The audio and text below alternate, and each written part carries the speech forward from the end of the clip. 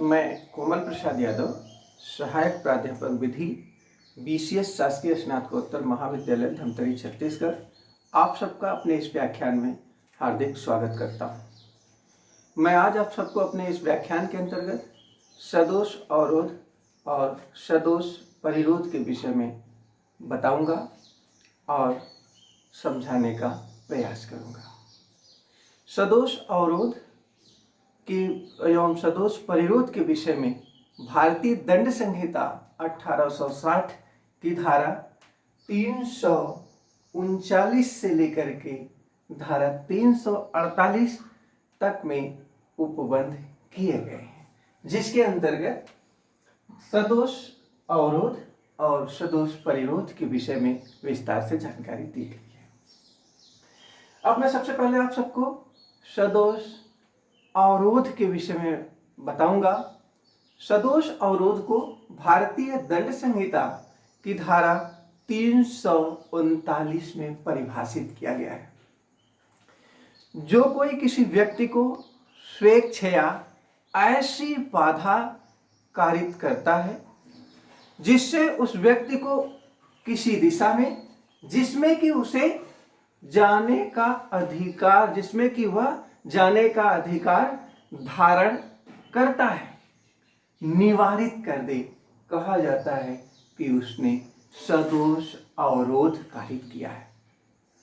मतलब सदोष अवरोध का सामान्य अभिप्राय यही है कि यदि कोई व्यक्ति किसी ऐसे व्यक्ति को स्वेच्छया बाधा कारित करे जिसको कि किसी दिशा में जाने का अधिकार है और उसे उस दिशा में जाने से रोक दे, तो ऐसा व्यक्ति जिसने कि ऐसी स्वेच्छया बाधा कारित की है उससे कहा जाएगा कि उसने सदोष अवरोध का अपराध कारित किया है।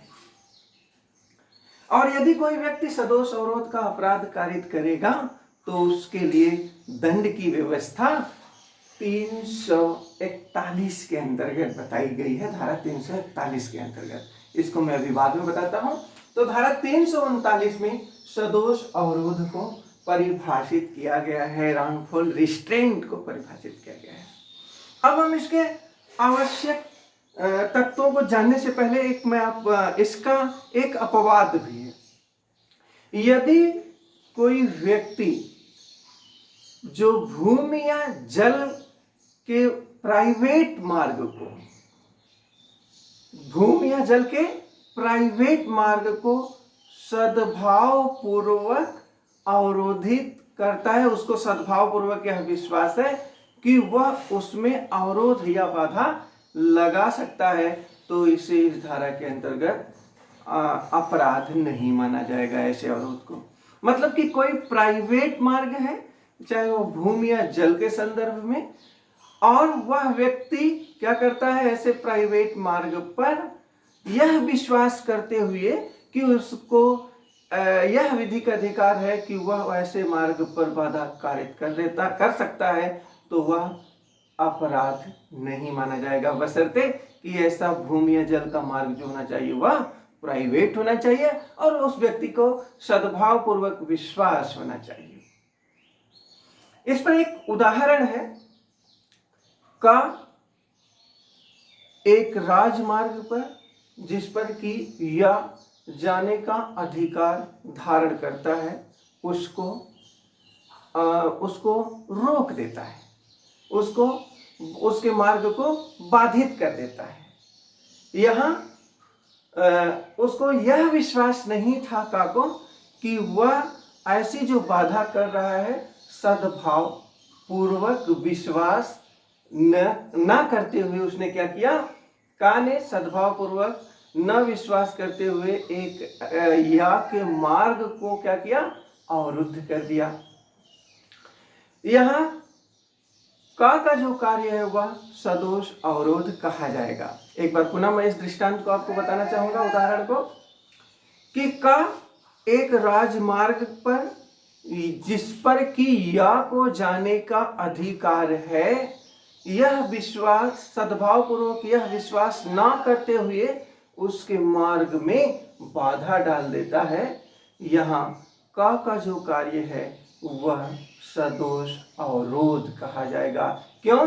क्योंकि या का यह अधिकार था कि वह उस दिशा में जाए। अब इसके आवश्यक तत्वों को मैं आपको बताऊंगा। इनके 3 प्रमुख आवश्यक तत्व हम कह सकते हैं। पहला है कि किसी व्यक्ति को स्वेच्छया बाधा डाली गई हो। बाधा किस प्रकार की होनी चाहिए? स्वेच्छया होनी चाहिए, वॉलंटरली होनी चाहिए, कि वह जानबूझकर अपनी इच्छा से क्या करे, किसी व्यक्ति के मार्ग में बाधा डाले, किसी व्यक्ति के विधिक अधिकार को बाधित करे, निवारित करे। दूसरा तत्व जो है वह ऐसी बाधा द्वारा वह किसी व्यक्ति को किसी दिशा में जाने से रोक दिया गया हो। मतलब जिस दिशा में उस व्यक्ति को जाने का अधिकार था, उस दिशा में जाने से उस बाधा के द्वारा उस व्यक्ति ने क्या किया है? रोक दिया है।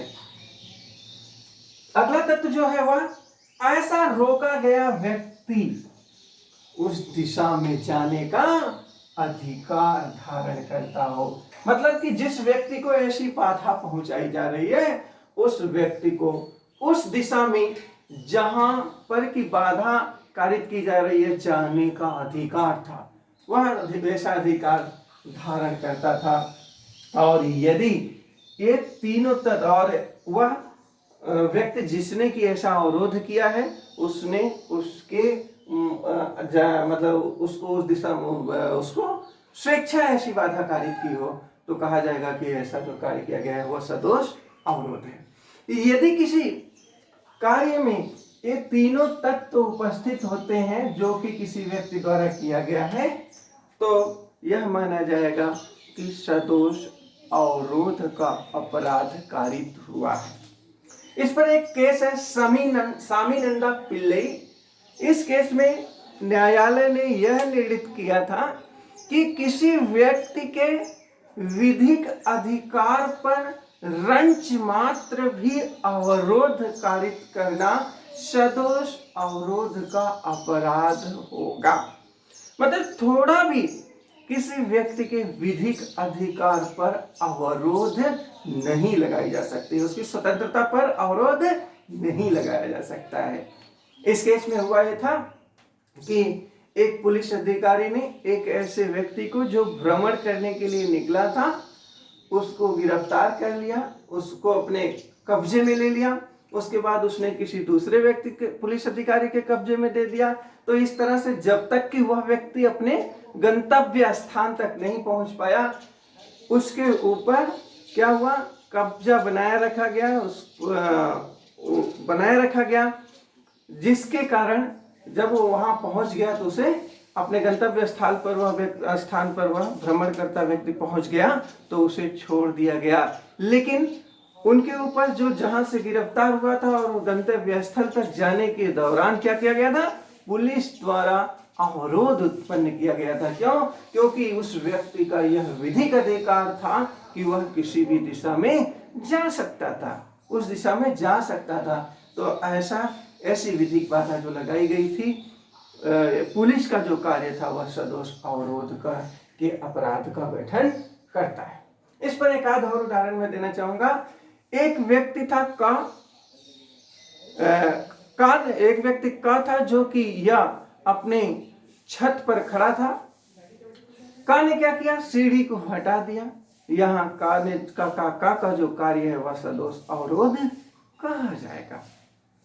एक और उदाहरण आप सबको देना चाहूंगा कि का ने खा का मकान क्या किया? किराए से लिया और अपना ताला लगा करके चल दिया। का ने खा का मकान किराए से लिया और ताला बंद करके कहीं चल दिया। का ने क्या किया?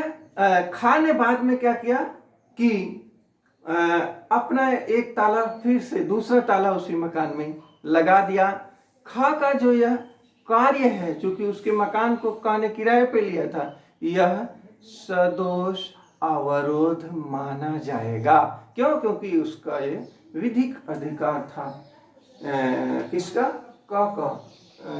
कि वह अपने मकान में जिसको उसने किराया लिया है वो ताला बंद करके रखे।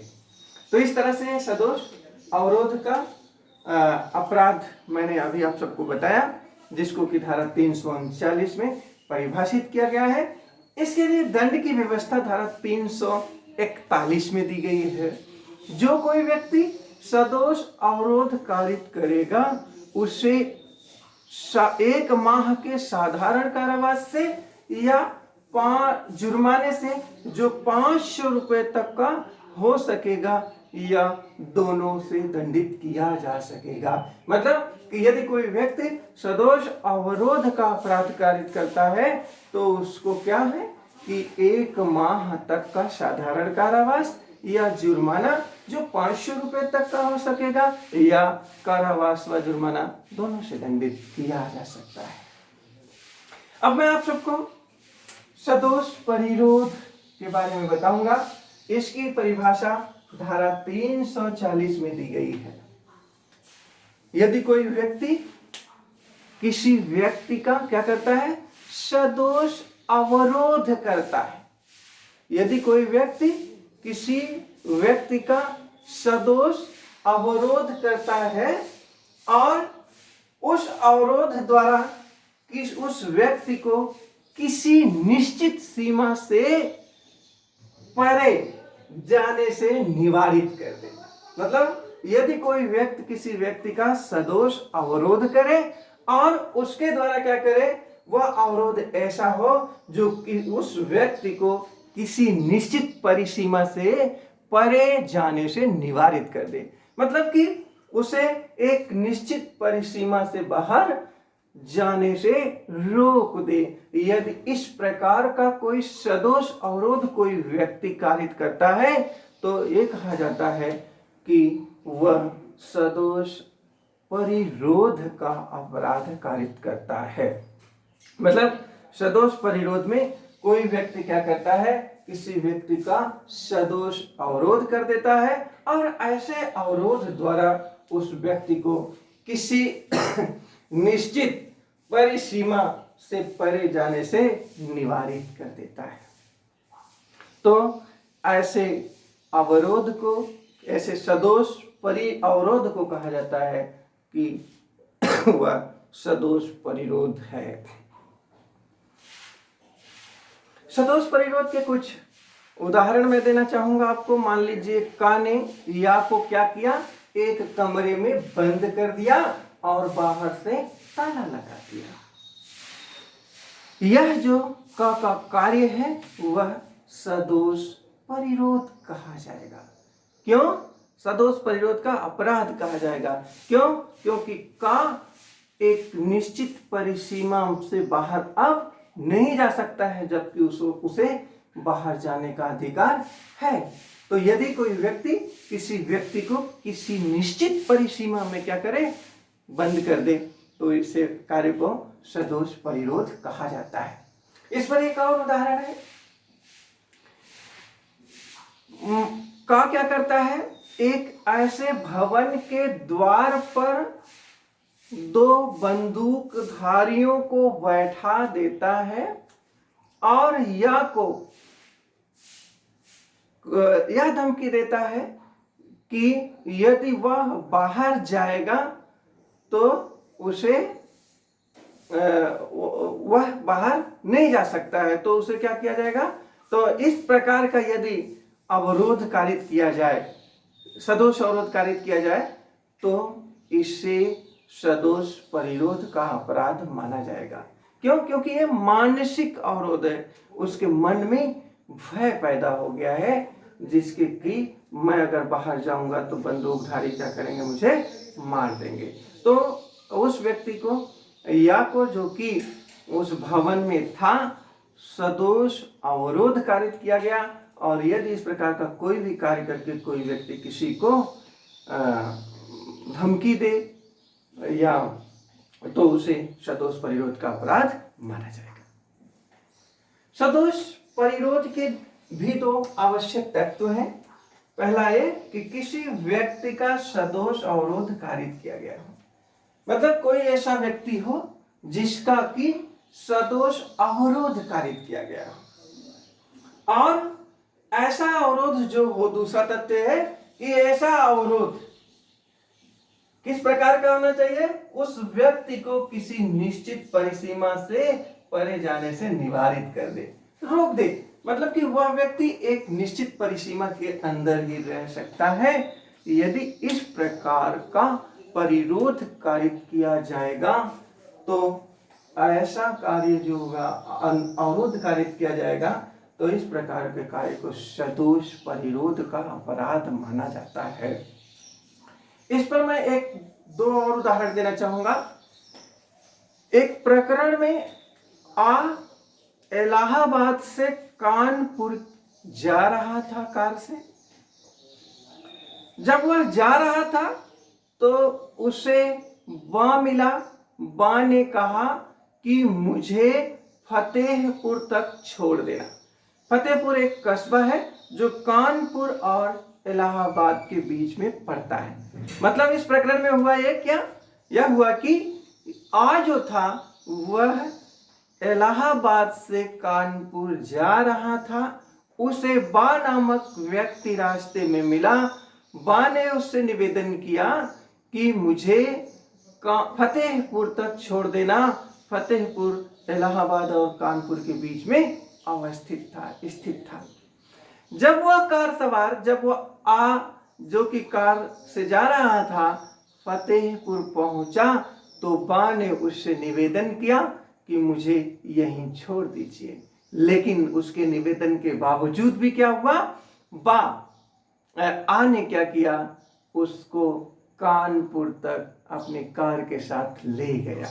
यहां कार सवार का जो कार्य था वह सदोष परिरोध कहा जाएगा। सदोष परिरोध के अपराध का गठन करता है। क्यों?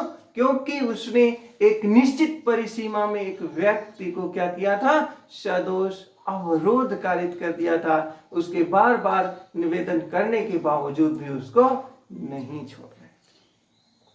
एक और उदाहरण इस पर देना चाहूंगा। एक जेलर था, एक डॉक्टर था जो जेल में नौकरी करता था। एक अपराधी की जो कि अपने दंड की सजा काट रहा था उस जेल में, उसकी इच्छा के विपरीत एक कमरे में बंद कर दिया कि उसको एनीमा लगा सके।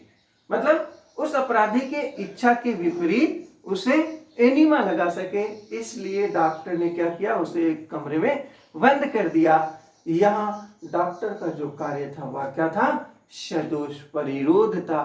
क्यों? क्योंकि वह उसकी इच्छा के विरुद्ध कार्य कर रहा था। अब इसके लिए दंड क्या है?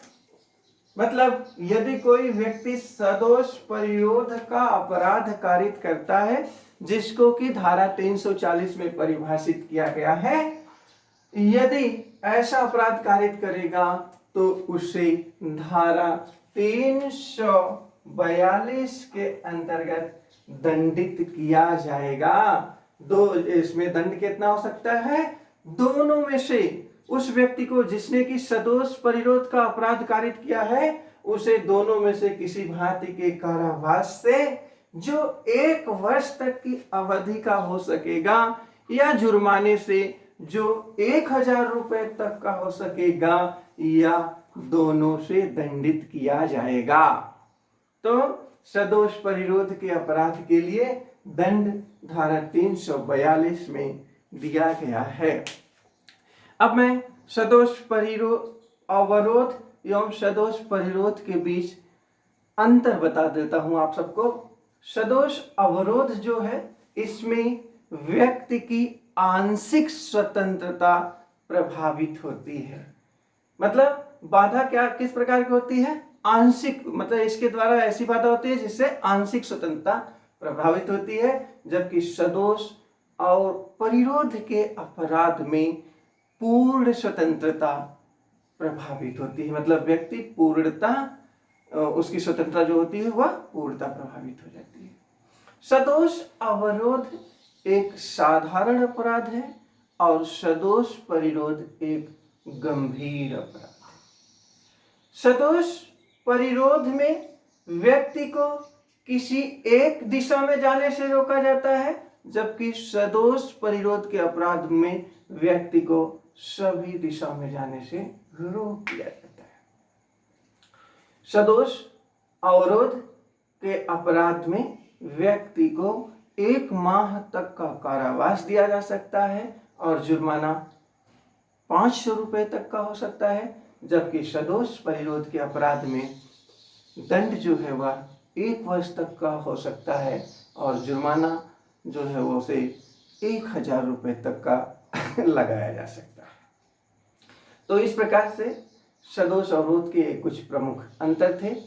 आज मैंने आप सबको सदोष अवरोध एवं सदोष परिरोध के बारे में बताने का प्रयास किया है। मुझे उम्मीद है कि आप सबके लिए जानकारी उपयोगी सिद्ध होगी। आप सबको बहुत बहुत धन्यवाद।